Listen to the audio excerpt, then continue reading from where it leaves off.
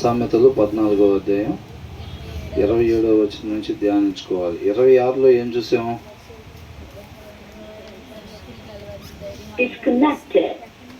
యెహోవా యందు భయభక్తులు కలవారికి whoever fears the Lord has a secure fortress అని ఉంది. సురక్షితమైన కోటలో వాళ్ళు నివాసము చేస్తారు. యెహోవా యందు భయభక్తులు కలిగిన వాళ్ళు అని అంటున్నాడు. యెహోవా యందు భయభక్తులు కలిగి ఉన్నటువంటి ఆయన వద్దన్న దాని జోలి పోకుండా ఉండటం, చెడుతనాన్ని విసర్జించుటయే అని ఉంది. యెహోవా యందు భయభక్తులు కలిగి ఉండటం అంటే చెడుతనాన్ని విసర్జించటం అన్నమాట. అంటే ఎవరైతే వాక్యంలో ఫలానాది చెయ్యొద్దు అని ఉంటే దాని జోలి పోకుండా ఉంటారో వాళ్ళు ఒక సురక్షితమైన కోటలో ఉన్నట్టునమాట. ఆ దేవుడే వాళ్ళకు ఒక కోటగా ఉంటాడనమాట. ఎవరైతే తల్లిదండ్రులు అలాగ ఉంటారో వాళ్ళ పిల్లలు వాళ్ళను చూసి నేర్చుకుంటూ ఉంటారు. కాబట్టి వాళ్ళు ఎలా ఉంటారంట? And for the children it will be A refuse అని అంటున్నారు. వాళ్ళకు ఆశ్రయ దుర్గంగా అది ఉండిద్ది. వాళ్ళ తల్లిదండ్రుల నుంచి ఏదైతే వాళ్ళు వాక్యంలో చెప్పిందే చేయటం, వద్దు అన్నది చేయకుండా ఉండటం, ఆ తల్లిదండ్రుల్ని ఆ పిల్లలు చూస్తూ ఉంటారు. కాబట్టి వాళ్ళకి అది ఎలా ఉంటుందంట? ఒక ఆశ్రయంగా ఉండిద్ది అనమాట. సురక్షితమైన ఆశ్రయం. వాళ్ళకి ఎటువంటి ఇబ్బంది రాదు. అవునా? నీతిమంతుడిని ముట్టుకుంటే దేవుని యొక్క కనుగుడ్డుని ముట్టినట్టేనమాట. కాబట్టి ఎవరైతే యెహోవా యందు భయభక్తులు కలిగి ఉంటారో వాళ్ళు సురక్షితమైన కోటలో నివసించినట్టు అనమాట. వాళ్ళకి ఏ ఆపద కూడా రాదు. వాళ్ళ మాత్రమే కాదు, వాళ్ళ పిల్లలకు కూడా ఒక మంచి ఆశ్రయంగా ఉండిద్ది అని అంటున్నాడు. అవునా? ఇది మనం 14:26లో చూసాం. 27లో ఏమనుంది? ఏంటంటే ఎట్టివారి పిల్లలకి యెహోవా యందు ఎవరైతే భయభక్తులు కలిగి ఉంటారో తల్లిదండ్రులు వారి పిల్లలకంట ఆశ్రయ స్థానంగా ఉండిద్ది అనమాట. అది మనం పిల్లలకి ఇవ్వాల్సిన ఆస్తులు. అవునా? ఈ లోక సంబంధంగా ఉండే వాళ్ళు ఏం చేస్తారు? బిల్డింగ్లు, కార్లు, కొంతకాలం ఉండే పోయేదాన్ని ఆస్తిగా వాళ్ళకి ఇస్తారనమాట. నీతిమంతులుగా ఉండే తల్లిదండ్రులు పిల్లలకి ఇవ్వాల్సిన ఆస్తి ఏంటంట? యెహోవా యందు భయభక్తులు కలిగి వీళ్ళు ఉంటా నన్నుగా మీరు తెలుసుకుని మీ పిల్లలకి వాళ్ళ పిల్లలకి మీరు తెలియపరచాలి అని చెప్పి అబ్రహాం దగ్గర నుంచి దేవుడు అందరితో చెప్పుకుంటా వస్తున్నాడు. అబ్రహాంతో, మోషేతో, దావీదుతో వీళ్ళందరితో చెప్తా వస్తున్నాడు. అదే విషయాన్ని మనతో కూడా చెప్తున్నాడు అనమాట ఈ దినాన. అవునా? అద్భుతాల కోసం, ఉద్యోగాల కోసం, ఇంకొక దానికోసం దేవుడి దగ్గరికి వచ్చే వారంగా మనం ఉండకుండా ఆయనగా తెలుసుకోవటానికే దేవుని దగ్గరికి మనం రావాలి. అంతే తప్ప ఏదో ఆశించి రాకూడదు అనమాట. కాబట్టి అదని అంటున్నాడు, నన్నుగా తెలుసుకోవటం అని అంటున్నాడు. చెడుతనాన్ని విసర్జించటం. ఆ దినాన్ని ఆయన వద్దన్న పని మనం చేసి ఏం చేసాం? మరణాన్ని తెచ్చుకున్నాం అనమాట. కాబట్టి ఈసారి అలా ఉండకుండా దానికి సంబంధించింది మొత్తం కూడా దేవుడు వెల చెల్లించాడు ఆ శిలువ మీద. అవును కదా? ఇక మీదట ఆ పొరపాటు జరగకుండా ఆయన కృపను బట్టి మనం రక్షించుకున్నాడు. కాబట్టి ఆయన మాట ప్రకారంగా మాత్రమే ఇంక మనం ఉండాలి. ఆ దినాన మాట్లాడినట్టుగా ఆ దినాన్ని దేవుడు మాట్లాడాడు కదా. ఏమన్నాడు? మీరు చావకుండా ఉండుటకు ఆ పన్ను మీరు తినకుండా ఉండండి అని అన్నాడు. ఆ దినాన్ని ఎలాగ మాట్లాడాడు ఈ దినాన్ని కూడా దేవుడు మరలా మనతో మాట్లాడుతున్నాడు అనమాట. ఆ దినాన అవిధేయత చూపించినట్టుగా ఈ దినాన్ని కూడా వాక్యంలో ఒకలాగుంటే మనం వద్దన్నది చేసామనుకోండి, ఆ దినాన్ని ఎలాగైతే మరణానికి గురయ్యారో మరలా మరణానికే గురవుతాం అనమాట. నిత్య నరకాగ్నికి వెళ్ళే వారంగా ఉంటాం. కాబట్టి ఆయన వెల చెల్లించాడు. కాబట్టి మనం ఈసారి విధేయత చూపించి ఉండాల్సిన స్థానం, ఒక మనిషి ఉండాల్సిన స్థానం ఏది?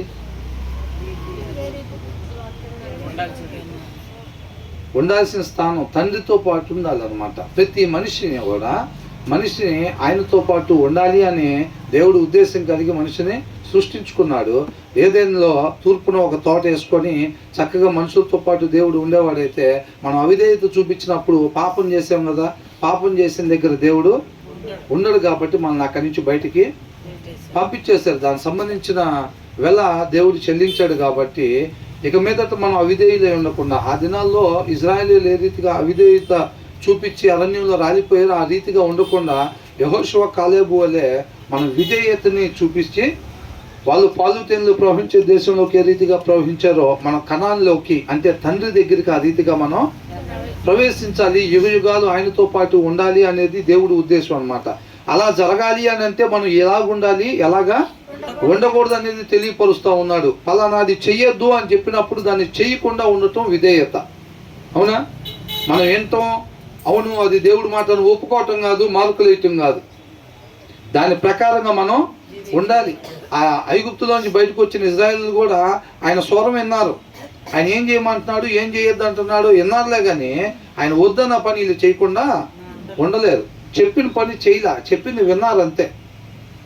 ఈ దినాన్ని కూడా అనేక మంది చర్చిలు నిండిపోతూ ఉంటున్నారు అని అంటే దేవుడి మాట వింటున్నారు, దాని ప్రకారంగా ఉండపోవటం వలన ఇంకా లోకంలో ఇంకా ఎంత చీకటిగా ఉందన్నమాట. అవునా? అందరూ వినటానికి ఆసక్తి పడతాం, చేయటానికి వచ్చేసరికి లేదు. కాబట్టి ఆయన దృష్టికి నీతిమంతులు ఎవరంట?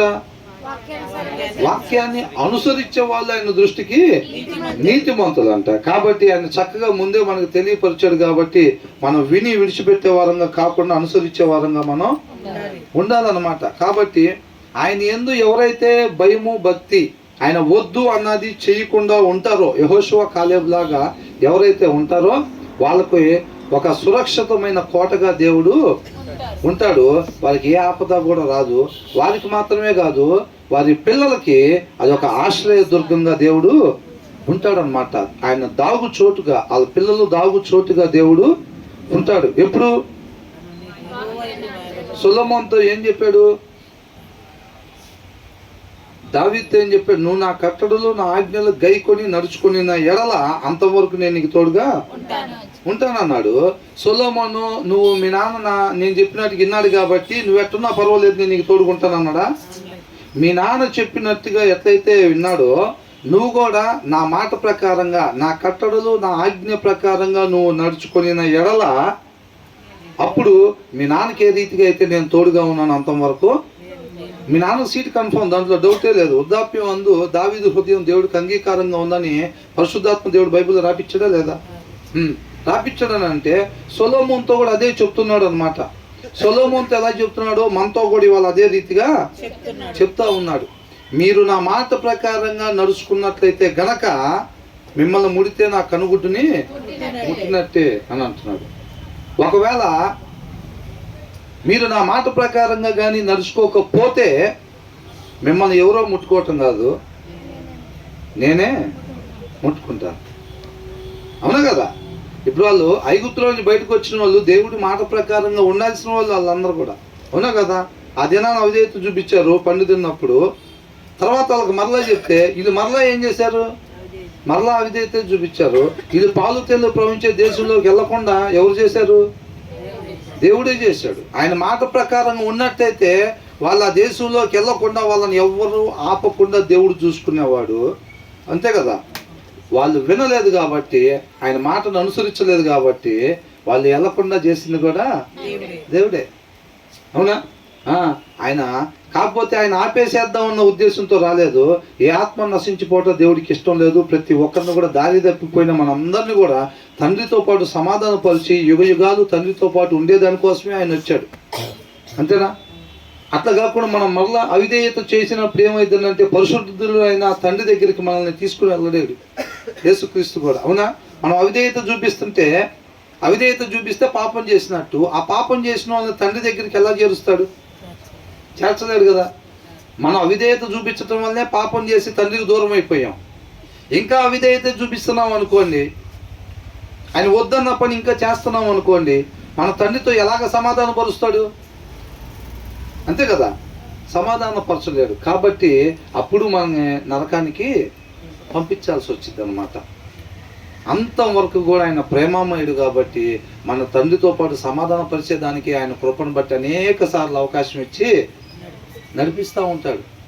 మనం అయినా సరే విధేయత చూపించలేదు అనుకోండి, వాళ్ళు కూడా అంతే. ఇజ్రాయెల్తో కూడా చాలాసార్లు దేవుడు మాట్లాడుతూ వచ్చాడు, వాళ్ళు అయినా వినట్లేదు. కానీ ఒక పరిస్థితి, ఒక సమయం అనేది వచ్చింది. ఆ సమయం వచ్చినప్పుడు ఇంకా అవకాశం ఉండదు.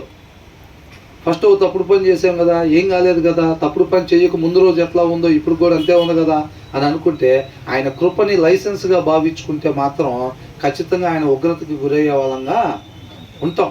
ఆయన కృపని సద్వినియోగం చేసుకునే వారికి ఉండాలన్నమాట. మనం దుర్వినియోగం చేసుకోకూడదు. అంటే ఏమి కాలేదు అని అంటే ఆయన కృప అవకాశం ఇచ్చాడు, మనం దాన్ని సద్వినియోగం చేసుకొని మారు మనసు పొందాలి. దావీదు దగ్గరికి నాతాను పంపించినప్పుడు ఆయన కృప చూపించాడు. నాతాను పంపించకుండా ఊరియాను క్లోజ్ చేసినట్టు ఇప్పుడు క్లోజ్ అయిపోయింది అనుకో, దావీదు పరిస్థితి కూడా అక్కడ. దావీదు ఎటు వెళ్ళేవాడు? నరకానికి వెళ్ళేవాడు. నాతాన్ని పంపించటం తప్పెత్తు చూపటం కాదు అక్కడ. ఆయన దావీదుని ప్రేమిస్తున్నాడు కాబట్టి ఆయన కృపను బట్టి పంపించాడు. ఆ కృపని దావీదు ఏం చేశాడు? సద్వినియోగం చేసుకున్నాడు, లైసెన్స్గా భావించుకోలేదు. అవునా? ఇప్పుడు పాపం చేసిన తర్వాత కూడా దావీదు ఏమన్నా రాజుగా పక్కకు పోయాడా? రాజరికం బోలా, ఆస్తి బోలా, జనం బోలా. పోనీ జనాలకి ఏమన్నా తెలిసి అవమానపడ్డా? జనాలకు కూడా ఒక్కరికి కూడా తెలియకుండా నీట్గా మేనేజ్ చేశాడు. అవునా? అప్పటికి ఇక్కడికి వచ్చేసింది, వీళ్ళకి ఆ పిల్లలు పుడుతున్నట్టుగా అని అనుకున్నాడు. అంతా బాగానే ఉంది, కాకపోతే యెహోవా దృష్టికి అది అట్లా ఉందన్నమాట. అవునా? మనం జనాన్ని మేనేజ్ చేసామని అనుకుంటాం. అప్పటికి ఆయనకు వచ్చి నష్టమేం లేదు, అంతా బాగానే ఉంది లోక సంబంధంగా. అవునా? నాతాను పంపించినప్పుడు ఆయన ఏం చేశాడంటే, నీకే విరోధంగా నేను పాపం చేశాను కాబట్టి నేను ఆ స్థితిలో ఉండకుండా నన్ను శుభ్రంగా నీ వాక్యంతో కడిగి నన్ను చక్కగా నీతో పాటు ఉండేటట్టుగా, పాపం లేకుండా ఉంటేనే కదా దేవునితో పాటు ఉండేది, అలాగా పాపం లేకుండా ఉండేటట్టుగా నన్ను కడగమని నిజమైన పశ్చాత్తాపం తన హృదయంలో కలిగి ఉన్నాడు కాబట్టి దేవుడు దాన్ని అంతరంగంలో చూసి మరణానికి గురి కాకుండా తన పాపాన్ని పరిగణలోకి తీసుకున్నాడు. కాకపోతే దానికి సంబంధించిన పనిష్మెంట్ ఎవరికైనా ఒకటే, దేవుడి దగ్గర పార్షాలిటీ ఏమి ఉండదు. పనిష్మెంట్ అయితే మాత్రం దావీదు అనుభవించాడు. కాకపోతే ఆయన కృపను సద్వినియోగం చేసుకున్నాడు కాబట్టి అంతవరకు రక్షణని కాపాడుకోగలిగాడు అనమాట. మనకు కూడా అదే చెప్తా ఉన్నాడు. మనం ఆయన వద్దు అన్నది కానీ మనం చేయకుండా ఉన్నప్పుడు ఆయన మనకు సురక్షితమైన కోటగా ఉంటాడు. మనకు మాత్రమే కాదు, మన పిల్లలు మనల్ని గమనిస్తూ ఉంటారు కాబట్టి ఆయనగా మనం తెలుసుకున్నప్పుడు మన పిల్లలకు కూడా ఏం చేస్తాం? మనం నీతిమంతులుగా ఉన్నప్పుడు ఏమైంది? మనం ఆయన పిల్లల్లాగా ఉంటాం, మన నిత్య జీవానికి చేరుకుంటాము. మనం మాత్రమే కాదు, మన తర్వాత వాళ్ళకు కూడా మనం ఏం చేస్తూ ఉంటాం? ఒక మంచి మాదిరిని కనబరుస్తూ ఉంటాం అన్నమాట. మనం నడిచే విధానాన్ని తర్వాత వాళ్ళకి ప్రమోట్ చేస్తున్నట్టుగా, దాన్ని ప్రొక్లైమ్ చేస్తున్నట్టు. అవునా? అంటే ఏం చేస్తున్నాం? దాన్ని తెలుగులో ఏమంటారు? అందిస్తున్నాం. అంటే దీన్ని వాడండి అని అంటారు కదా, ఇది వాడండి మీకు చాలా మంచిదని చెప్పి. ఇప్పుడు ఇది వాడండి మీకు చాలా మంచిదని ఇప్పుడు సెలబ్రిటీలు యాడ్లు లాగిస్తారు కదా, ఇంకా అదే ప్రమోట్ చేయటం మనకి అంతవరకే వచ్చింది అనుకోండి, అడ్వర్టైజ్ లాంటిది అనుకోండి, అందించడం. ఇవన్నీ కొంచెం చుట్టుపక్కల తిరుగుతున్నారులే కానీ కరెక్ట్ పిన్ పాయింట్ మాట మనకు దొరకలా. అయితే మనం నీతిమంతులుగా ఉండటం వలన మనం నిత్య జీవానికి వెళ్తాము. అట్ ద సేమ్ టైం మన తర్వాత వాళ్ళకు కూడా మనం ఆ మార్గాన్ని ప్రమోట్ చేస్తున్నాం అన్నమాట. అర్థమవుతుందండి? అవివేక్ ఏం చేస్తాడని అంటే, అది మంచి మార్గం అని అనుకొని ఆయన వెళ్తూ ఉంటాడు. అది చెడ్డ మార్గం అయితే అవివేక్ వెళ్తానంటాడా? ఆయనకి ఏంటంటే అదే మంచి మార్గం అని ఆయన అనుకుంటూ ఉంటాడు. అది మంచి మార్గం అని అనుకున్నప్పుడు ఆయన జీవితం ద్వారా తర్వాత వాళ్ళకి ఏం చేస్తూ ఉంటాడు? ఆ మార్గాన్ని ప్రమోట్ చేస్తూ ఉంటాడు. ఆ మార్గాన్ని ప్రమోట్ చేసినప్పుడు తర్వాత ఏమైంది? మోసపోతారు ఆ దారిలో పోయిన వాళ్ళు. అదే కదా రాస్తుంది మనం చదువుకున్నప్పుడు, అంతేనా కదా? నేను తాగితే నీకేమైంది? నేనే కదా తాగేది, నా కిడ్నీలేగా పాడేది, నా లంగ్సే పాడేది అని అంటూ ఉంటారు. వాళ్ళ లంగ్స్ వాళ్ళ కిడ్నీలే కాదు పాడేది. తర్వాత వాళ్ళు కూడా చీకటిని ఏం చేస్తున్నారు? వాళ్ళు ప్రకాశింపజేస్తున్నారు అన్నమాట. సత్యంతో నింపబడి ఉండేవాళ్ళు, సత్యాన్ని మాత్రమే అనుసరించే వాళ్ళు సత్యాన్ని ఎలాగ ప్రకాశింపజేస్తూ ఉంటారో, ఈ చీకట్లో ఉండేవాళ్ళు ఏం చేస్తారంటే, ఇప్పుడు హృదయంలో వాక్యం లేదనుకోండి, దానిలో నుంచి మోసకరమైనది వచ్చింది. అది కలిగి ఏమి ఉండదు. హృదయం అనేది ఎలా ఉండదంటే బాల్యం నుంచి మోసకరంగా ఉండిద్ది. అది దాంట్లో వాక్యం వేస్తేనే దాంట్లో నుంచి మంచి వచ్చింది. ఆ మంచి ద్వారా దేవుడు మనిషి నడుస్తూ ఉంటాడు. ఒకవేళ దాంట్లో వాక్యం వేయలేదు అనుకోండి, అది ఆల్రెడీ మోసకరమైంది కాబట్టి మోసకరమైంది బయటకు వచ్చి అది ఆ మనిషిని నడిపిస్తూ ఉండిద్ది అనమాట. అవునా? కాబట్టి వాక్యం లేకపోతే మనం అక్కడ ఆగిపోతాం అనుకుంటా అని అనుకోకూడదండి. వాక్యం వేస్తే సరైన మార్గంలో వెళ్తాం, వాక్యం లేకపోతే ఆగిపోతామేమో రోడ్డు మీద అంటే అట్లాగేం ఆగిపోం. వాక్యం వేయినప్పుడు ఏమవుతుందంటే ఆ మోసకరమైంది వచ్చింది కాబట్టి వెళ్ళకూడదు మార్గంలో మనం వెళ్ళిపోతూ ఉంటాం అన్నమాట. అట్లా అంటున్నాడు. కాబట్టి వారి పిల్లలకంట అది ఒక ఆశ్రయ స్థానముగా ఉండిద్ది అనమాట. అది చెడుతనాన్ని విసర్జించటం అనేది దేవుడే మనకి ఒక సురక్షితమైన కోటగా తల్లిదండ్రులకు ఉంటారు. అంత మాత్రమే కాదు, వాళ్ళ పిల్లలకి ఒక ఆశ్రయ స్థానముగా దేవుడు ఉంటాడు. దేవుడి దగ్గర దాక్కుని ఉంటే ఇంక ప్రాబ్లం ఏంటి? 91వ కీర్తనలో ఏముంది? మహోన్నతిని చాటున తర్వాత ఎప్పుడు దాని తర్వాత ఏముంది? అవన్నీ కూడా ఎప్పుడంటే ఆయన చాటును దాగుంటే, ఆయన చాటును దాక్కోకుండా పక్కన నిలబడ్డాం అనుకోండి, ఆశ్రయ దుర్గం లేదు, ఏమీ లేదు, ఎవరైనా అటాక్ చేయొచ్చు మన మీద. అవునా కదా? ఆయన చాటును ఉంటే మన పిల్లలకంట మనం ఎప్పుడైతే చెడుతనాన్ని వాక్యంలో వద్దు అన్నది ఎప్పుడైతే మనం చేయకుండా ఉంటామో అది ఆస్తిగా మనం మన పిల్లలకు అందించే వారంగా ఉండాలన్నమాట. ఆ కోట అందించాలి. సురక్షితమైన కోట మనం కలిగి ఉండేది ఆ కోటలో ఉండాలి విశ్వాసి. అవునా? అబ్రహాం ఆ కోటలో ఉన్నాడు, ఇస్సాక్ ఆ కోటలో ఉన్నాడు, యాకోబు ఆ కోటలో ఉన్నాడు. లోక సంబంధంగా చూస్తే డేరాల్లో ఉన్నారు. అవునా? ఆత్మీయంగా వాళ్ళు ఈ సురక్షితమైన కోటలో ఉన్నారు. వాళ్ళు మాత్రమే కాదు, అబ్రహాం ఆ కోటలో ఉండి వాళ్ళ కుమారుడైన ఇస్సాకు కూడా ఆ సురక్షితమైన ఆ ఆశ్రయ దుర్గాన్ని ఆస్తిగా ఇచ్చాడు అనమాట. ఆ కోటలు ఇవ్వాలి ఆస్తిగా పిల్లలకి. ఎక్కడుండే కోటలు కాదు. ఎక్కడుండే కోటలు కొంతకాలం ఉంటే పోతాయి, కానీ ఆ కోటలు ఎక్కడికి పోవు. యుగయుగాలు ఉండేదన్నమాట. ఒక విశ్వాసి వాళ్ళ పిల్లలకి ఇవ్వాల్సిన ఆస్తి అది. అవునండి, శాశ్వతంగా ఉండేది ఇవ్వాలి. మనం దేవుడిని పోలి నడుచుకోవాలి కాబట్టి దేవుడు ఏం చేస్తాడు? కొంతకాలం ఉండి పోయే ఇస్తాడా? కొంతకాలం ఉండి పోయే దేవుడు ఆయన శాశ్వతమైన. అందుకే ఆయన ఇచ్చిన వాగ్దానం ఏంటి? నిత్య జీవాన్ని మీకు ఇస్తాను. మన పని అయిపోయింది, అందరం అవిధేయత చూపించి మరణానికి గురైపోయాం, మనకి ఇక జీవం దగ్గరికి వెళ్ళటానికి దారి తెలియని స్థితిలో ఉంటే ఆయన వచ్చి మనకి ఓదార్పునిచ్చాడు. అవునా? రక్షకుడు రక్షణనిచ్చేవాడు. నేను మీకు నిత్య జీవాన్ని, మీరు పోగొట్టుకున్న స్థానాన్ని, నిత్యం మీరు తండ్రితో పాటు యుగ యుగాలు ఉండాల్సిన జీవాన్ని, ఒక మనిషి ఉండాల్సిన స్థానం అదనమాట. తండ్రితో పాటు ఉండాలి. ఒక మనిషిని ఏర్పాటు చేసుకుంది దేవుడు దానికోసం, తండ్రికి దూరంగా ఉండేదానికోసం కాదు. దేవుడి ఇష్టం ఎప్పుడైనా సరే సెంటర్ ఆఫ్ ద బైబుల్ ఏముంటుందని అంటే జనాలతో పాటు దేవుడి యుగ యుగాలు ఉండాలనేది దేవుడి ఇష్టం ఎప్పుడు కూడా. రేపు దినాలు జరిగేది కూడా అదే. అవునా? ఆయన రాజ్యంలో ఏం చేస్తాడు? సూర్యచంద్రునంత తండ్రి కుమారుడే, వాళ్ళ మొహాలే తేజస్గా వాళ్ళే మన మధ్యలో ఉంటారు. ఆ ముఖ దర్శనం అబ్రహాం ఆశీర్వాదం అంటే అది మనం చూసాం కదా ప్రకటన గ్రంథంలో కూడా అంతకుముందు. కాబట్టి శాశ్వతమైన దాన్ని ఆయన నిత్య జీవాన్ని ఇస్తానని చెప్పాడు. కొంతకాలం ఉండిపోయే బంగ్లాలు ఇస్తాను, అది ఇస్తా, ఇది ఇస్తాను అని చెప్పి ఆయన ఎప్పుడు కూడా చెప్పట్లేదు. ఆయన అవసరమైతే ఇస్తాడు. నా నీతిని నా రాజ్యాన్ని ఎతకండి, వాటితో పాటు మీకు ఏం కావాలో నేను అవి ఇస్తాను అని అంటాడు. అవసరతలు ఇస్తాను అంటున్నాడు, మీ కోరికలు తీరుస్తాను అంటలా. అవునా? మన కంటికి ఏది కనపడితే పైన మన సౌండ్ వచ్చి పైకి చూసామంటే అబ్బా అది ఉంటే బాగుంటుంది మనకంటే. అదే రోజు బైబిల్ చదువుతాడు, ప్రార్థన చేస్తాడు కాబట్టి అది ఒక సాయంత్రానికి వెళ్ళి తీసుకెళ్ళాలి, ఇంటి ముందు పెట్టండి అంటాడా దోతలతో? అట్లా ఏం పెట్టడు. నీతిమంతులు ఇప్పుడు కూడా ఆకలి కొండంటే ఎక్కడున్నా ఎడారిలో ఉన్నా సరే ఆయన నిత్యం బ్రతికిచ్చి ఆయన మాటను పంపిస్తాడు. అవునా కదా? ఆయన మాటను ఎవరో ఒకరి ద్వారా ఆ ఆత్మ రక్షింపబడేటట్టుగా ముందుగా మన ద్వారా ఏదైతే క్రియలు చేయాలని దేవుడు ఇష్టపడ్డాడో ఆ క్రియలు జరిగించేటట్టుగా ఏ మాట అవసరమో తనకి ఆ మాటని ఎక్కడున్నా సరే పంపిస్తాడు. నన్ను తినేవాడు ఎప్పుడు కూడా ఆకలి కొండని అంటున్నాడు. ఆ శాశ్వతమైన ఆహారం ఇస్తాడు అనమాట. కొంతకాలం ఉండిపోయే అవి కాదు ఇచ్చేది దేవుడు, అంతే కదా? కాబట్టి ఏమంటున్నాడు ఇక్కడ? ఇది 27వ వచనం, 26వ వచనంలో కూడా అదే ఉంది. అవునా? 27వ వచనం ఏంటంటే యెహోవాయందు భయభక్తులు కలిగి ఉండటం జీవపు ఊట అని అంటున్నాడు. The fear of the lord is a fountain of life అని అంటున్నాడు. ఫౌంటైన్ ఆఫ్ వాటర్ అంటే ఏంటి? వాటర్ ఫౌంటైన్ అంటాం కదా. అవునా? అదేం చేస్తా ఉంటే నీళ్ళని వెదజల్లుతూ ఉండిద్ది. అవునా?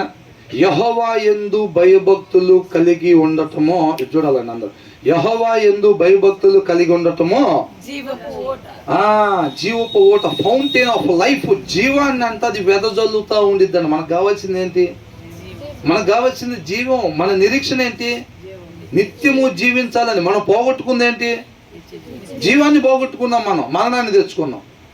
ఆయన యుగ యుగాలు ఉండాలని మనం తయారు చేస్తే అవిధేయత చూపించి మనం ఏం చేసాం? మరణాన్ని తెచ్చుకున్నాం. మనం జీవం కోసం వెతుకుతున్నాం, దారి తెలియపోతుంటే రక్షకుడు వచ్చి ఆయన కృపామయుడు ప్రేమించేవాడు ఆయన కుమారుని పంపించేవాడు అన్నాడు. నేనే మార్గం, సత్యము, జీవం. మీరు వెళ్ళే దగ్గరికి నేనే తీసుకెళ్ళగలుగుతాను అని అంటున్నాడు. వాక్యమే దేవుడై ఉన్నాడు. ఇదే మార్గం, ఇది తప్ప వేరొక మార్గం లేదు. మన తండ్రి దగ్గరికి ఇది తప్ప వేరొక మార్గము లేదు. ఆ ప్రయాస వ్యర్థం అని అంటున్నాడు. అర్థమవుతుందండి? ప్రసంగి గ్రంథంలో మనం చూసాం కదా, వ్యర్థము సమస్తం వ్యర్థము. మన జీవితంలో ఎప్పుడు నవ్వుతూ ఉండాలి, మన జీవితంలో డబ్బు ఉండాలి, మన జీవితంలో ఆరోగ్యం ఉండాలి అని మీరు కోరుకుంటే అవన్నీ కూడా ఒక దినాన్ని ఏమవుతాయి అంట, వ్యర్థంగానే ఉంటాయి. కాబట్టి దీని మూలంగా మనకు తెలిసింది ఏంటంటే ఆ 12:13 ఏమంటున్నాడు, ఆయన యందు భయభక్తులు కలిగి సమస్త మానవాళి కంటే ఇదే విధి అని అంటున్నాడు. ఆయన యందు భయభక్తులు కలిగి ఉండి ఆయన మాట ప్రకారంగా నడుచుకోవాలి, అంతే. అవునా? ప్రసంగి ఎవరు రాశారు? సొలొమోను మహాజ్ఞాని. దేవుడి దగ్గర నుంచి అందుకున్న జ్ఞానంతో రాశాడు. సామెతలు చూసారా, ఒక్కొక్కటి ఎలా ఉందో, ఒక్కొక్క వచనం దాని డెప్త్ మామూలుగా ఉండదు. అవునా కదండి? ఇక్కడ ఏమంటున్నాడంట, the fear of the lord, యెహోవా యందు భయభక్తులు కలిగి ఉండటం అంట జీవపు ఓట. అంటే అది జీవాన్ని వెదజల్లుతా ఉండిద్ది అనమాట. మన జీవితంలో ఎక్కడెక్కడైతే దేవుడు వద్దు అన్న దాన్ని మనం వదిలిపెడతా ఉంటున్నామో, దేవుడు ఇది చెయ్యొద్దు, దేవుడు ఇది చెయ్యొద్దు అని దేని గురించి అయితే చెప్తా ఉంటున్నాడో, అది మనం ఎక్కడెక్కడైతే చెయ్యకుండా ఉంటామో అక్కడెక్కడ మనం జీవం పొందుకుంటా ఉంటాం అన్నమాట. అర్థమవుతుందండి? యెహోవా యందు భయభక్తులు కలిగి ఉండటం అదొక ఫౌంటైన్ అనమాట. చెడుతనాన్ని విసర్జించటం. ఇప్పుడు మనం దగ్గరికి వెళ్ళాం, సీరియల్ చూస్తున్నాం అందరూ, మనం ఇది వాక్యానుసారం కాదు అని అనుకున్నప్పుడు మనం ఆ ప్లేస్ నుంచి పక్కకి వెళ్ళిపోవటం ఏమైంది, అక్కడ జీవాన్ని కొంచెం అంటే రోజు కొంచెం హార్లిక్స్ తాగితేనంట పిల్లలు ఏమవుతారంట, ఎదుగుతారంట. మనం ఎట్లా ఎదుగుతాము, మనం ఎట్లా జీవాన్ని తెచ్చుకుంటాం? చెడుతనాన్ని విసర్జించటం ద్వారా. అవునా? మన జీవితంలో ఎదురయ్యే ప్రతిదీ కూడా ఏదైతే వాక్యానుసారం కాదో, ఏదైతే వద్దని చెప్తున్నాడో వాక్యం అయిన దేవుడు, దాన్ని మనం తీసివేసుకోవటం ద్వారా, రిజెక్ట్ చేయటం ద్వారా మనం ఏం చేస్తామంట, జీవాన్ని పొందుకుంటా ఉంటాం అన్నమాట. ఆయన యందు భయభక్తులు కలిగి ఉండటం అనేది జీవపు ఓట. చెడుతనాన్ని విసర్జించటం జీవపు ఓట. మనం వెతికే జీవం ఎక్కడుందంటే చెడుతనాన్ని విసర్జించటంలో ఉందన్నమాట. వాక్యం వద్దు అన్న దాన్ని మనం చేయకుండా ఉండటంతో మనం జీవాన్ని పొందుకుంటా ఉంటాం అన్నమాట. అది ఒక ఫౌంటైన్. యెహోవా యందు భయభక్తులు కలిగి ఉండటం అని అనేది, చెడుతనాన్ని విసర్జించటం అనేది ఒక ఫౌంటైన్ అనమాట. ఎప్పుడైతే ఒక్కొక్కటి వాక్యం వద్దన్నది మనం చేయకుండా ఉంటామో మనం జీవాన్ని పొందుకుంటా ఉంటాం అనమాట. అంత మాత్రమే కాదు, అది ఏం చేసిద్దంటే turning a person from the snares of death అని అంటున్నాడు. ఏం చేసిద్దంట, జాగ్రత్తగా వినాలండి. యెహోవా దొరికే సమయంలోనే మనం ఆయన్ని వెతకాలి. తర్వాత మనం ఎంత గోజాడినా సరే ఉపయోగం లేదు. వాక్యం ముగించబడిన తర్వాత ఎంత ఆశగా చూసినా ఉపయోగం ఏమీ లేదు. నీళ్ళు ఉన్నప్పుడే తాగాలి. నీళ్ళు ఉన్నప్పుడు అంతా పోజులు ఇచ్చుకుంటా ఉండి నీళ్ళు ఎండిపోయిన తర్వాత దాహం అంటే ఏమైంది? అవునా? పెళ్లి కుమారుడు వచ్చేటప్పుడే మనం శుభ్రంగా బుడ్లు వెలిగించుకొని ఉండాలే కానీ అప్పుడు మాత్రం శుభ్రంగా దినులు తెచ్చుకొని నిద్రపోయి ఆయన వచ్చి ఎలుగున్న క్యాన్స్ తీసుకొని వెళ్ళిపోయిన తర్వాత వాళ్ళతో పాటు వీళ్ళు పోయి తలుపులు కొడుతున్నారంట. ఉపయోగం ఏమైనా ఉందా? మరి అది వాక్యం అయిపోయింది ఇంకా అని అన్నప్పుడు అప్పుడు జాగ్రత్తగా ఉంటే ఉపయోగం ఏమైనా ఉంటుందా?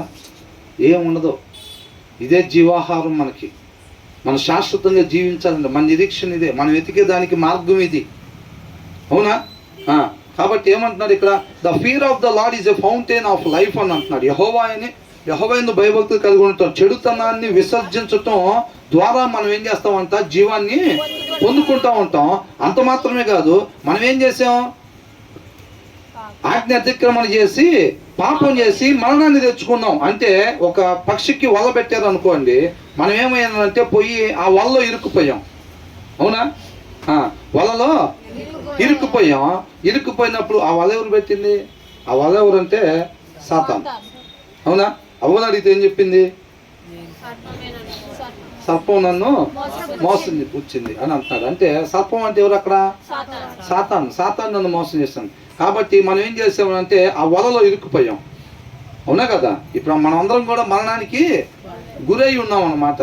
ఇప్పుడు మన జీవాన్ని ఎలా పొందుకుంటాము అని అంటే ఇదంతా కూడా యేసుక్రీస్తు వారు వెళ్ళిన దారి ఇది. అర్థమవుతుందండి? ఒక సాధారణ మనిషిగా ఆయన జన్మించి ఈ మరణంలోనికి గురై ఉన్న మనిషి జీవంలోనికి ఎలా దాటి వెళ్ళాడో ఆయన వెళ్ళిన దారి అన్నమాట ఇది. ఎలాగ నువ్వు మళ్ళీ జీవాన్ని పొందుకున్నావు, తండ్రి దగ్గరికి ఎలాగ వెళ్ళావు, తండ్రితో పాటు యుగ యుగాలు ఎలాగుంటున్నావు, మాకు అసలు మార్గం తెలియక ఇన్ని రోజులు తిరుగుతున్నామే అని అంటున్నాడు. నేనే మార్గం సత్యం జీవం, నా యందు విశ్వాసం ఉంచినవాడు నిత్య జీవానికి వెళ్తాను అంటున్నాడు. కాబట్టి ఆయన యందు విశ్వాసం, ఎక్కడెక్కడ నేను కాలు పెట్టి వచ్చానో నేను చెప్తాను, నువ్వు నన్ను నమ్మి నేను చెప్పిన దగ్గర కాలు పెట్టు, నీకు చూస్తాక నీళ్ళే కనపడతాయి. అక్కడ కాలు పెడితే మునిగిపోతామని అనిపించింది, కానీ నన్ను నమ్ము, నేను చెప్పిన దగ్గర కాలు పెడతారా అని అంటాడు. అంటే ఇప్పుడు ఇట్లా ఏదైతే చెప్తున్నానో ఇక్కడ పెట్టు కాలు అంటున్నాడు, అంటే ఇలా ఉండు అని అంటున్నాడు. ఈ వచనం ప్రకారం ఉండి అంటున్నాడు. ఈ వచనం ప్రకారం ఉంటే లోకంలో ఎర్రోలాగా అయిపోతాంగా, అంటే నీళ్ళు కనపడుతున్నాయి కదా, ఆ కాలు పెడితే మునిగిపోయేటట్టు ఉన్నాంగా అని అనిపిస్తుంది చూస్తే. నువ్వు నన్ను నమ్ము అంటున్నాడు. అక్కడ బండ కనపడుతుంది అనుకోండి, నమ్మాలా? నీళ్ళులాగా కనపడుతుంటే మనం కాలు పెడితే మునిగిపోయేటట్టుకుంటే అప్పుడు నమ్మాలి. కనిపించే దానికోసం విశ్వాసంతో పనేమీ లేదు, కనిపించని దాని కొరకే విశ్వాసం కావాలంటున్నాడు. అవునా? మనకెట్లా ఉంది, బాబు ఈ దీని ప్రకారంగా ఉంటే మనం ఈ లోకంలో ఎరువులాగానే ఉంటాంగా అని అంటే అలాగే ఉండేది పరిస్థితి. కానీ నువ్వు నన్ను నమ్మి కాలు పెట్టి అక్కడ అంటున్నాడు. అవునా? ఎంతమంది సిద్ధంగా ఉన్నారు అట్లా చేయటానికి? నేను చెప్పిన అర్థమైందా? ఈ లోకంలో ఎరువుల్లాగా అనిపించుకోవటానికి ఎంతమంది సిద్ధంగా ఉన్నారు అంటున్నా. ధనికులు కాదు, పేరున్న వాళ్ళు కాదు, ఆరోగ్యవంతులు కాదు, ఈ లోకంలో ఎరువులు అనిపించుకోవడానికి ఎంతమంది సిద్ధంగా ఉన్నారు అని అంట. కొత్తగా ఎవరైనా వచ్చారంటే ఏందిరా వీళ్ళందరూ తేడా, మా పేరు రాసుకోండి మా పేరు రాసుకోండి అంటున్నారు. ఏంది ఎమ్మెల్యే టికెట్లు ఏంది, ఎరువులు అవ్వడానికి మా పేరు రాసుకోండి అంటున్నారు ఏంది? అవునా కదా? నీకోదేమో ఏమన్నాడంట, మళ్ళా చచ్చిపోయి పుడతామైంది, అది ఎట్టా సాధ్యం, అసలు ఏం మాట్లాడుతున్నావు ప్రభువా? అవునా కదా? విశ్వాసపు నేత్రాలతోనే మనం ముందుకు సాగాలి తప్ప అప్పుడప్పుడు మనం కిందకు చూసామనుకోండి, లోక సంబంధమైన నేత్రాలతో చూస్తే ఇదే ప్రాబ్లం, కన్ఫ్యూజ్ అయిపోతాం. అదేనా? ఇక్కడ ఏమంటున్నాడంట, మనం అందరం కూడా ఆజ్ఞ అతిక్రమణ చేసి ఆ వలలో మరణానికి చిక్కుకుపోయి ఉన్నాం అన్నమాట. మరణానికి చిక్కుకుపోయి ఉన్నాం. అలాగే ఉంటే వేటగాడు వస్తాడు రేపు పొద్దున, అంటే తీర్పు దినం వచ్చిద్ది. రాగానే ఏమైంది, ఆ వల్ల ఎవరెవరైతే చిక్కుంటాడు, వేటగాడు వల్ల పడిన పక్షిని ఏం చేస్తాడు, కమ్మగా తీసుకుని వెళ్ళి కటింగ్. అవునా? అది తీర్పు దినం అన్నమాట. మనం ఏం చేస్తున్నాం అంటే ప్రస్తుతానికి మరణానికి ఇరుక్కుపోయి ఉన్నాం. మనం మరణానికి ఇరుక్కుపోయి ఉన్నప్పుడు జీవంలోకి ఎలాగ దాటాలి అని అంటే చెప్తున్నాడు అనమాట. యెహోవా యందు భయభక్తులు కలిగి ఉండుట అని అంటున్నాడు. చెడుతనాన్ని విసర్జించటం ద్వారా మనకి 5 ఏళ్ళు ఇరుక్కుపోయినాయి చూసారా నెట్లో. మనం చెడుతనాన్ని విసర్జించుతూ ఉండటం వల్ల ఒక్కొక్క ఏళ్ళు రిలీజ్ అవుతూ ఉంటుంది నెట్లో నుంచి, మరణంలో నుంచి రిలీజ్ అయ్యి జీవాన్ని పొందుకుంటూ ఉంటాం. ఇప్పుడు పక్షికి ఒక్కొక్క కాలు ఇట్లా బయటకు వస్తుంది అనుకోండి వల్ల నుంచి, ఏమనిపించింది, ఇక బతికే తట్టుకున్నా, మళ్ళీ పూర్వంలాగా తండ్రితో పాటు ఉండొచ్చు, ఇదివరకు లాగా ఎగురుతాక అవకాశం దొరికేటట్టుంది. గట్టికి ఇంకా అట్లా చూసుకొని మళ్ళీ రెండో కాలు కూడా బయటకు వచ్చింది అనుకోండి, ఇంక అట్లా ఒక్కొక్క కాలు బయటకు వచ్చినప్పుడు ఏమైంది, ఇక ఈ కాళ్ళన్నీ ఇట్లా బయటకు వచ్చేసినాయి అనుకోండి, ఏమైంది, పక్షి హాయిగా వెళ్ళిపోయింది. ఇంకా ఇక దానికి మరణం ఉందా? లేదు. ఆ వల ఇప్పుడు ఇదని అంటున్నాడు, ఏదైతే ఉందో మనందరం కూడా ఆజ్ఞ అతిక్రమణ చేసి మరణానికి గురై ఉన్న వలకు చిక్కుకొని ఉన్నామో, మీ చిక్కుకొని ఉన్న మీ కాళ్ళు బయటికి రావాలి ఒక్కొక్కటనంటే చెడుతనాన్ని విసర్జించుతాయే అని అంటున్నాడు. వాక్యంలో ఏదైతే వద్దు అని చెప్తున్నాడో మనం ఒక్కొక్క దాన్ని విసర్జించటం ద్వారా మనం ఒక్కొక్క ఏలు బయటికి వస్తుంది. ఒక్కొక్క ఏలు బయటికి తెచ్చుకొని ఏమైందంట, జీవాన్ని పొందుకుంటాం. మరణం తప్పిపోయింది, అన్ని ఏళ్ళు బయటకు వచ్చేసినాయి అనుకోండి, అప్పుడు ఏమైంది, ఇంకా మరణం తప్పిపోయింది, ఇంకా ఏం పొందుకున్నాం, జీవాన్ని పొందుకున్నాం అంతే. అదే అంటున్నాడు. ఇక్కడ ఏమంటున్నాడంటే turning a person from the snares of death అని అంటున్నాడు. మరణానికి కలిగి ఉన్న వలలో నుంచి అంట అది బయటికి విడిపించిందంట. అర్థమవుతుందండి? చెడుతనాన్ని విసర్జించటం వాక్యంలో వద్దు. మన జీవితంలో ఎదురయ్యేదాన్ని, ఇప్పుడు ఎవరో మన ఫ్రెండ్ దగ్గరికి వెళ్ళాం, వాడు బూతులు చెప్తా లేకపోతే అట్లా ఎట్లా ఉంటున్నాడు, ఉండదో రీతిగా ఉంటున్నాడు, మనం వాటితో పాటు ఉండకుండా వద్దు, ఇది వాక్యానుసారం కాదు అని చెప్పి మనం వెళ్ళిపోవటం, అక్కడ ఒక వెళ్ళి బయటకు తెచ్చుకోవటం. అవునా? కూర్చోకుండా పిచ్చి ముచ్చట్లు చెప్పుకునే దగ్గర మనం కూర్చోకున్నది వాక్యానుసారం కాదు. ఎక్కడే అది వాక్యానుసారం అవునా కాదా దివ్యాన్ని ఫస్ట్ మన హృదయంలో వాక్యం ఉండాలి. అప్పుడే కదా కంపారిజన్ చేసుకునేది, అవునా కదా? అప్పుడు మనం చూసుకొని తర్వాత వేరే వాళ్ళు అరే రారా కొసేపటి వెళ్ళొద్దు అది ఇదని అంటే అది వాక్యానుసారంగా ప్రతి క్షణం ప్రతి విషయం మన జీవితంలో అది వాక్యానుసారమా కాదా, ఏది మంచిది అనేది జాగ్రత్తగా చూసుకొని దాన్ని మేలైన దాన్ని చేస్తాడంట వివేకవంతుడు, నిత్య జీవానికి వెళ్ళేవాడు. అర్థమవుతున్నది? ఏది పడితే చేస్తే ఏమైంది, చెయ్యకూడదు చేసినప్పుడు అంతా అది మన జీవాన్ని భక్షిస్తూ ఉండిద్దంట. అవునా? 10లో 5 మంచి మాటలు మాట్లాడేగా అని అంటే నువ్వు మాట్లాడకూడని 5 మాట్లాడేవు కాబట్టి 5 మాటలు ఏం చేస్తాయి అంటే మన జీవాన్ని భక్షిస్తూ ఉంటాయి. అంతేనండి. అట్లా అంటున్నాడు. మనం ఏదైతే మరణానికి గురై ఉన్నాం అవిధేయత వలన ఆ మరణంలో నుంచి జీవానికి పోవాలి అని అంటే చెడుతనాన్ని విసర్జించుటయే అని అంటున్నాడు. యెహోవా యందు భయభక్తులు కలిగి ఉండటం అది ఒక ఫౌంటైన్ ఆఫ్ లైఫ్ అని అంటాడు. Turning a person from the snares of death, మరణానికి గురి మరణపు వలల్లో నుంచి అది బయటికి విడిపించిద్దంట. ఏది అందరూ చెప్పాలి ఒకసారి. మరణపు వలల్లో నుంచి మనం మరణానికి ఇరుక్కొని ఉన్నాం కదా, మరణపు వలల్లో నుంచి మనల్ని బయటికి తీసుకొచ్చేది ఏదంట, చెడుతనాన్ని విసర్జించుటయే. మళ్ళీ చెప్పాలి, చెడుతనాన్ని విసర్జించుటయే. చెడుతనం అంటే ఏంటి? వాక్యంలో వద్దు అన్నది. అవునా? మన సృష్టికర్త ఏదైతే మనకి మేలు మాత్రమే చేసే తండ్రి ఏదైతే వద్దు అని అంటున్నాడో, ఫలానా దగ్గర కాలు పెట్టొద్దు మీకు ఆపద పొంచి ఉండిద్ది అని చెప్తున్నాడు. ఒక్కొక్క వచనం ద్వారా ఇలా మీరు చెయ్యొద్దు అంటున్నాడు, అక్కడ మీరు కాలు పెట్టద్దు అని అంటున్నాడు. ఆయన్ని నమ్మి విశ్వసించాలి. పోయినసారిలాగా అవిధేయత చూపించకూడదు. హెబ్రీలకు అదే రాసి పెట్టారు. ఆ దినాన్ని ఐగుప్తు నుంచి బయటకు వచ్చిన ఇజ్రాయేలీలు అవిధేయత చూపించినట్టుగా మీరు అవిధేయత చూపించమాకండి అని అంటున్నాడు. ఇజ్రాయేల్కి పెందల కాడ నేను అంటాను ప్రవక్తల ద్వారా పంపించి చెప్పినట్టుగా అంటే ఈ దినాన్ని కూడా చెప్తా ఉన్నాడు ఆయన. ప్రతిసారి ఆయన ప్రేమమయుడు కాబట్టి, కృపామయుడు కాబట్టి మంగళవారం, శుక్రవారం ఫస్ట్లో ఏంటి, ఫస్ట్లో ఒక ఆదివారమే, తర్వాత ఏమైంది శుక్రవారం అయింది, తర్వాత ఏమైంది బుధవారం కూడా అయింది, తర్వాత ఏమైంది మంగళవారం. ఎంత శ్రద్ధ చూసారు అసలు. ఏ ఒక్క ఆత్మ కూడా నశించుకోవాలి. మనం అడుగుతున్నామా ప్రభువా మాకు అన్నం పెట్టని అడుగుతున్నామా?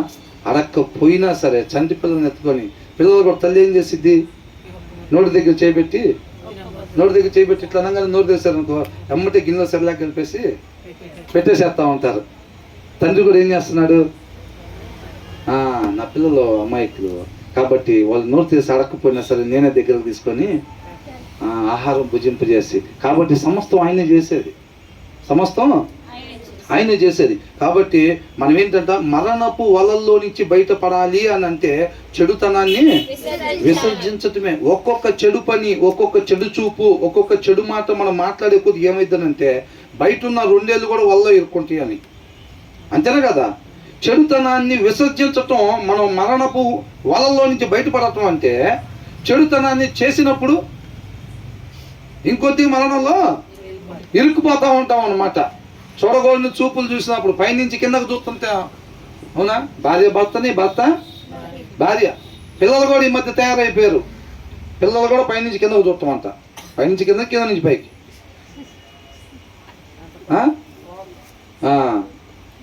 చూడగానే ఏమైంది, ఇంకొక ఏళ్ళు ఇరుక్కుపోయింది ఆ వల్ల.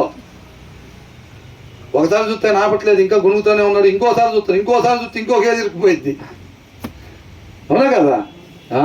కాబట్టి మనం చాలా జాగ్రత్తగా ఉండాలి. ఆయన పోలి నడుచుకునే వరకు ఉండాలి, ఆయన మాటకు విధేయత చూపించే వరకు ఉండాలి. ఇవన్నీ ఎవరు చెప్తున్నారు? తండ్రి మాట. ఇది మన సృష్టికర్త యొక్క మాట. దారి తప్పిపోయి అవిధేయత చూపించి పాపంలో పడిపోయిన మనల్ని జీవం దగ్గరికి నడిపిస్తూ ఉన్నాడు అనమాట. కాబట్టి విధేయత చూపించి మనం నడుచుకునే వరకు ఉండాలి. తర్వాత ఏమంటున్నారు? రాజులకు ఘనత వచ్చును,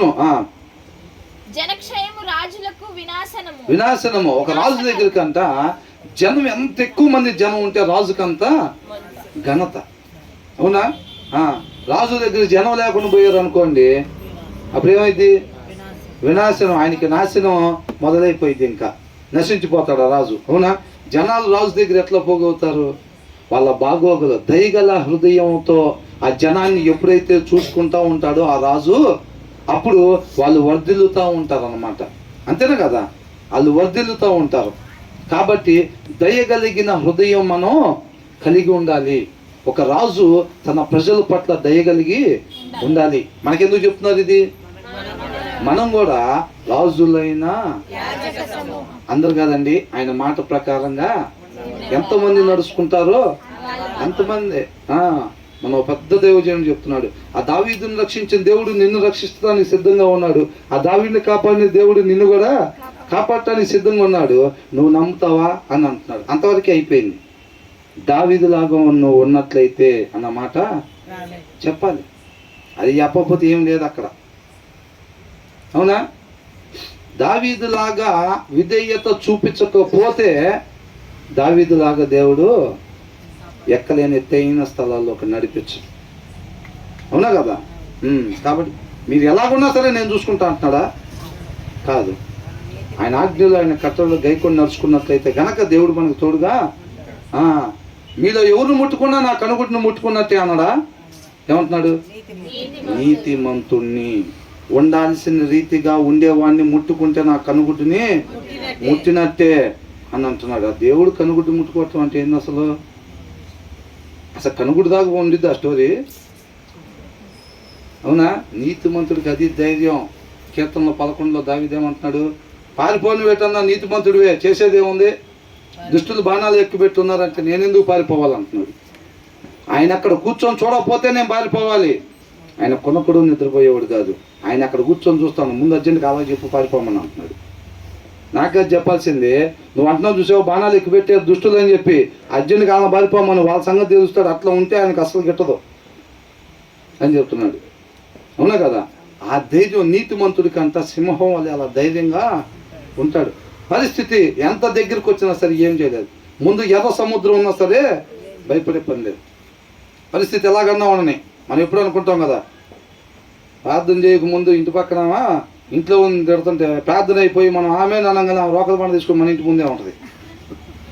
అమ్మ బాబోయ్, ప్రార్థన చేయకముందే వాళ్ళ ఇంట్లో ఉండి తిడుతుంది, మనం ప్రార్థన చేసే అప్పుడు మా ఇంటికి వచ్చేసి నీకు ఏటమే తల మీద ఆల్చిపోని అనుకుంటాం. మనం దగ్గర దాకా వచ్చినా సరే భయపడాల్సిన అవసరం లేదు. నీ కుడి పక్కన 1000 మంది పడినా ఎడం పక్కన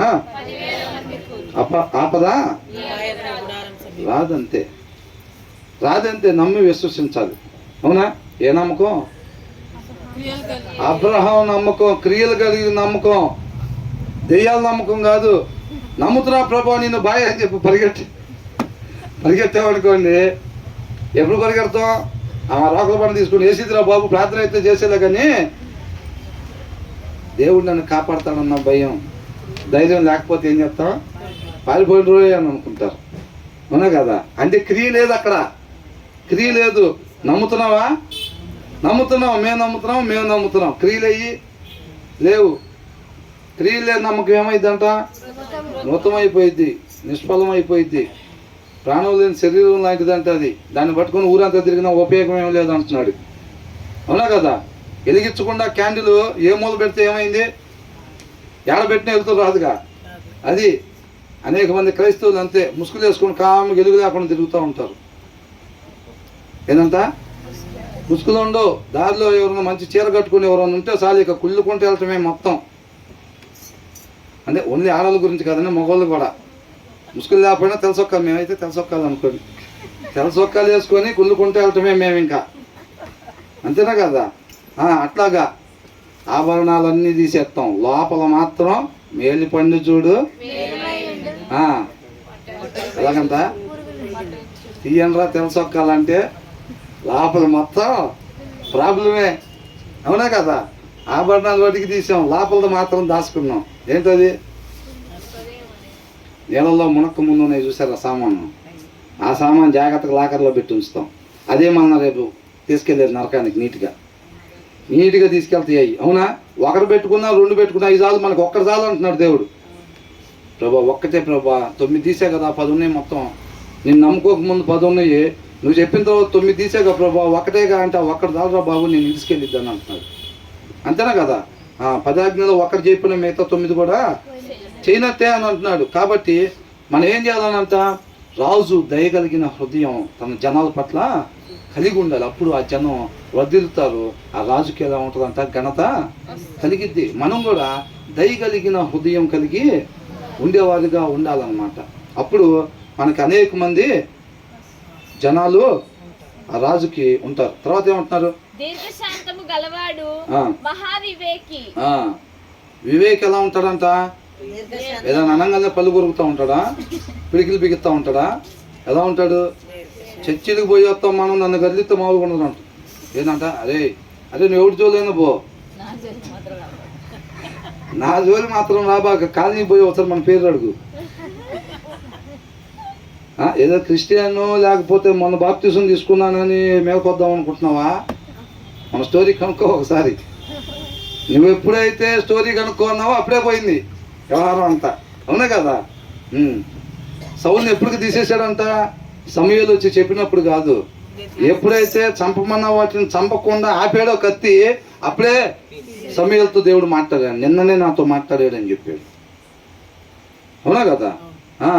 అది కాబట్టి ఇక్కడ ఏమంటున్నాడు? ఆ లోపలి అట్ట పెట్టి టైం వచ్చినప్పుడు తీద్దాము, నన్ను కదిలీకుండా ఉంటే మంచిదిరా, నా మానాన్ని నేను పాటలు పాడుకుంటా, ప్రార్థన చేసుకుంటా, వాక్యం చదువుకుంటా, వాక్యం వినుకుంటా తిరుగుతూ ఉంటా, నన్ను కానీ మీరు కదిలిచ్చారంటే సామాన్ లోపలే ఉంది అంటాడు. గొలియాతు కత్తి లోపలే ఉంది, మీరు అనుకుంటున్నారు ఆయుధం లేకుండా తిరుగుతాను అనుకోబాకండి అని చెప్పి ఒక మెసేజ్ ఊర్లో తిప్పుతానే ఉంటాడు. ఆల్రెడీ తెలసొక్క వేసుకున్నాను, జనం లేకుండా ఉన్నారు, అటాక్ చేద్దాం అనుకుంటున్నారేమో, ఆయుధం లోపలే ఉందని అంటాడు. ఆయుధం లోపల ఉన్నంతసేపు నీకు అబ్రహాం ఆశీర్వాదం ఏం లేదు. తంతే దండించుకోవాలి. ఎవడని తంతాడు సంగతి ఎదుగుద్దాం అనుకున్నామంటే మటాషే. అవునా కదా? అట్లా ఉండాలి. ఏసై ఏం చేశాడు? తనంగానే రివర్స్ ఫైటింగ్ చేశాడా? కరాటీలో బ్యాక్ బెల్ట్ అని అదేమీ లేదు. నన్ను చూస్తే తండ్రిని చూసినట్టే అన్నాడు. మనం కూడా చెప్పాలి ఏమని? నన్ను చూస్తే మా నాన్న చూసినట్టే కాదు, అదే నిన్ను చూస్తే తచ్చంగా మీ నాన్న చూసినట్టుందరా, మీ అమ్మని చూసినట్టుందరా అని అంటారు. మనం ఏం చెప్పాలి? నిజమైన విశ్వాసిని ఎవరు చూసినా కానీ ఎవరు కనపడాలి? క్రీస్తు కనపడాలి. నన్ను చూస్తే ఏసైని చూసినట్టే. మనం చెప్పండి, అది వాడిని చూస్తే ఏసైని చూసినట్టేరా. వాడు చూపు, వాడు మాట, వాడు మృదత్వం, అవునా, వాడి సహాయ గుణం, వాడు చూపించే కరుణ, జాలి, ప్రేమ, వాత్సల్యత, వాడిని చూస్తే ఏసైని చూసినట్టేరా. ఆ సాక్ష్యం నిలిపేకొని చిన్నగా 4 చెక్కల మధ్యలోకి, అంతేనా? 4 గోళ్ళ మధ్యలోకి కాదు, 4 చెక్కల మధ్యలోకి చిన్నగా చేరుకోవాలి. ఆ సాక్ష్యం చూపించి తర్వాత వాళ్ళకి ఆ మాదిరిని కనపరిచి. అవునా కదా? ఏసైని కూడా పెట్టారు అంతే. మనం కూడా వెళ్తామే. అదే దారి, జీవానికి దారి. నిందలు, అవమానాలు, ఇబ్బందులు ఎదురవుతున్నాయి అంటే కరెక్ట్ దారిలోనే వెళ్తున్నాము. అదే పిచ్చోళ్ళలాగా ఎర్రోళ్ళలాగా ఉన్నావేందిరా, నెల మొత్తం కష్టపడి తీసుకుని లాల్కీలో పంచి పెడుతున్నావేంది అని ఎర్రోళ్ళలాగా ఉన్నావేందని అంటే ఓకే, ఆయన కూడా ఇట్టాగే పిలిచారు, ఆయన కూడా ఇట్టాగే అవమానం చేశారు అంటే మనం కరెక్ట్ దారిలోనే పోతున్నాం, ఇటే వెళ్ళాల్సింది. ఆయన వెళ్ళేటప్పుడు కొన్ని గుర్తులు చూపించాడు. అవునా కదా? అవి ఎదురవుతాయి అంటే ఆ దారిలో వెళ్ళేటప్పుడు మనకు కూడా ఎదురవుతున్నాయి అంటే కరెక్ట్ దారిలోనే మనం వెళ్తున్నాము అని అర్థం అనమాట. కాబట్టి వివేకవంతుడు ఎలా ఉంటాడంట? పళ్ళు కొరికేవాడిగా, పిడికిలు బిగించేవాడిగా ఉండడంట. Whoever is patient has great understanding. వాళ్ళ గొప్ప వివేకము కలిగిన వాళ్ళు ఉంటారు. కోపాన్ని జయించలేకపోతున్నాం బ్రదర్.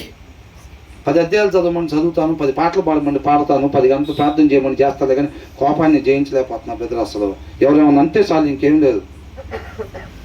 అవునా? అట్లా అనిపిస్తున్నాను అంటే వివేకం లేకపోతేనే.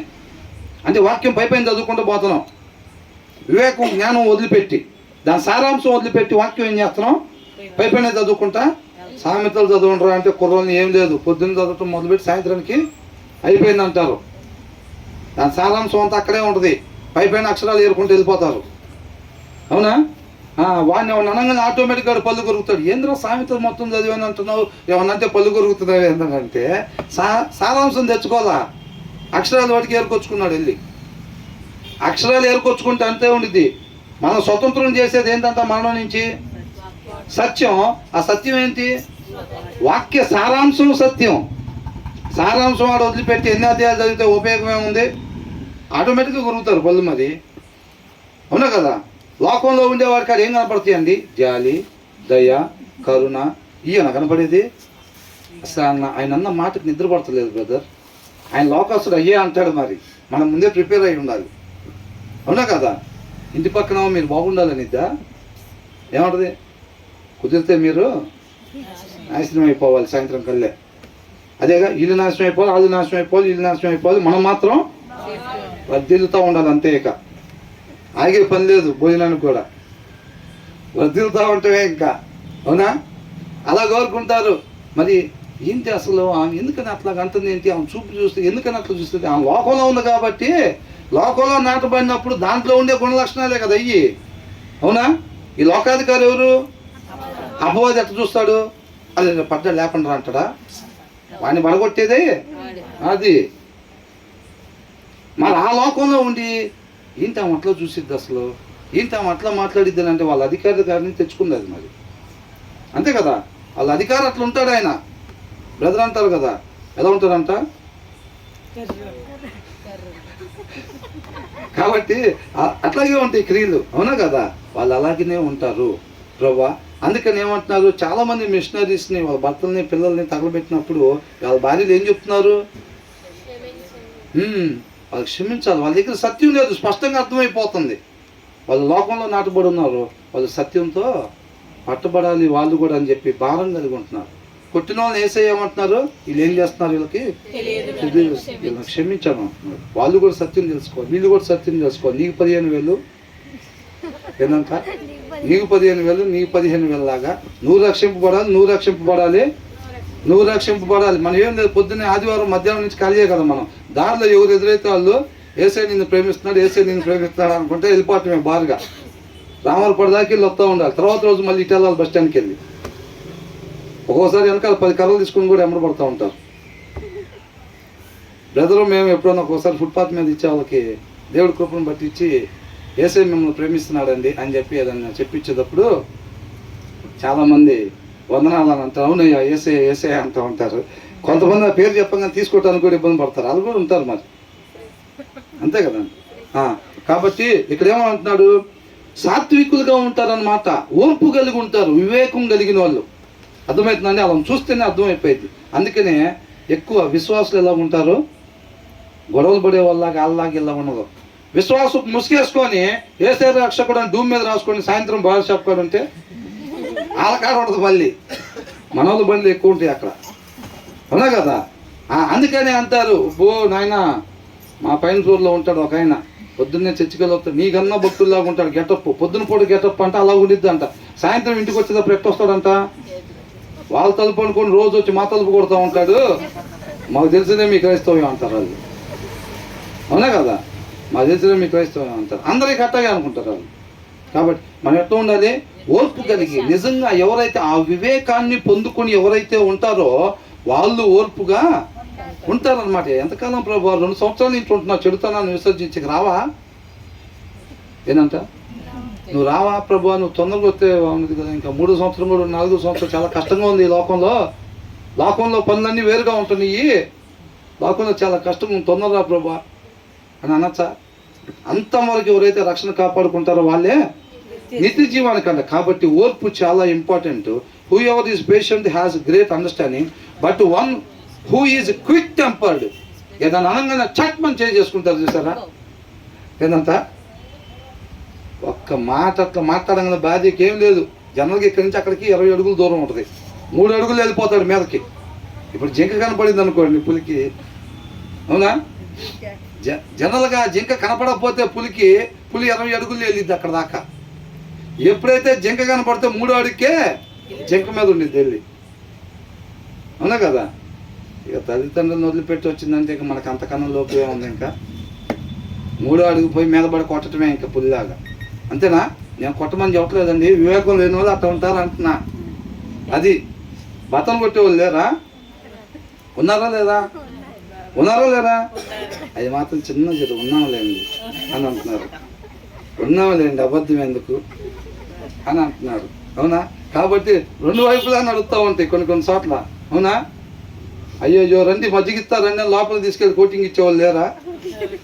తాగొచ్చిన భర్తనంట మజ్జిగిస్తానని లోపల తీసుకెళ్ళి బయట జనాలు కనపడేది మజ్జిగిస్తాను, పాపం అమ్మాయి మంచిదే, ఆయనే పాపం అట్లాగా అనుకుంటారు. పాపం మజ్జిగ ఎంత బాగా ఇస్తా ఉండిద్ది లోపల. అవునా కదా.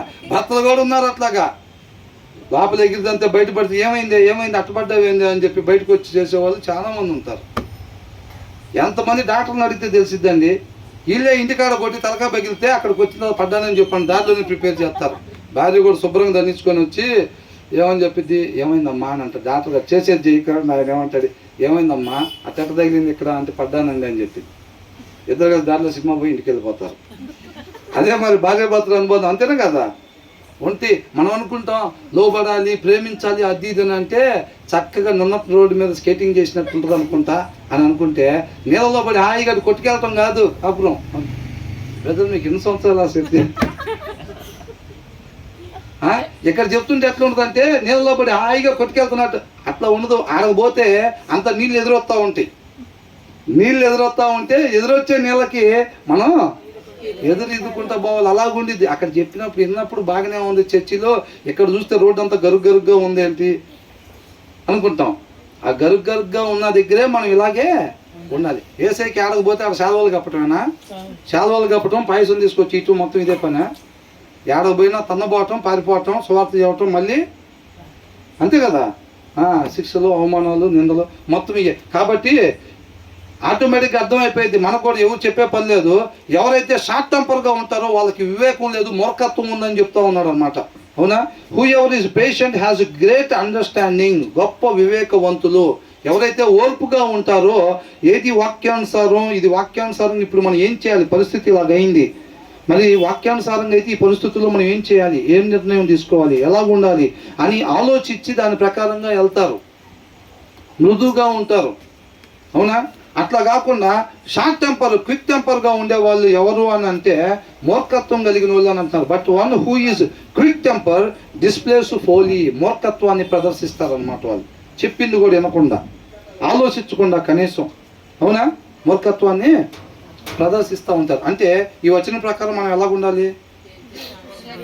ఏదైనా డెసిషన్స్ తీసుకోవాలి ఏమంటే లేజీ పిల్లలు ఎంతసేపు కదా డెసిషను ఏంటంట ఎమ్మటే నిర్ణయాలు తీసుకోవాలి. ఆ మాట్లాడగానే టక్కని మనం కూడా మాట్లాడకపోతే తగ్గినట్టు ఉండిద్ది. ఎమ్మటే అనేసి ఏముంది, చెరువు చోట ఉండొచ్చు అప్పుడు. అవునా కదా? మాట్లాడగానే చెరువు చోట ఉండొచ్చు అంతే. ఇద్దరు కలిసి ఉండాలనుకుంటే, ఆయన చిత్తం కొరకు జీవించాలని అనుకుంటే ఏమన్నది, అవతల ఎవరైనా భర్త అన్నా భార్య అన్నా సరే మనం ఏం చేయాలి? వివేకం కలిగి, ఓర్పు కలిగి ఉండాలి. అప్పుడు విశ్వాసి అయిన భార్య అవిశ్వాసులైన భర్తను ఏం చేసిద్ది? రాబట్టుకునిద్ది అనమాట. అవునా? మనం విశ్వాసం కలిగి జీవించాలి. మనం లోక సంబంధంగా తగ్గేది ఏం లేదు అన్నట్టు ఉండకూడదు మనం. అంతేనా కదా? కాబట్టి ఇంతవరకు ఆపుదాం లేండి. జనరల్గా బ్రదర్ తొందరగా కొద్దిగా దయచేసి మంగళవారం అయితే తొందరగా ముగించిందని చెప్పి బ్రదర్ అన్నారులే, కానీ మనకున్న వీక్నెస్ని బట్టి ముందుకు పోయాం కొద్దిగా. దేవుడికే మహిమ కలుగును గాక. మరలా ఒకసారి మనం చదువుకుందాం ఇంటికి వెళ్ళిన తర్వాత.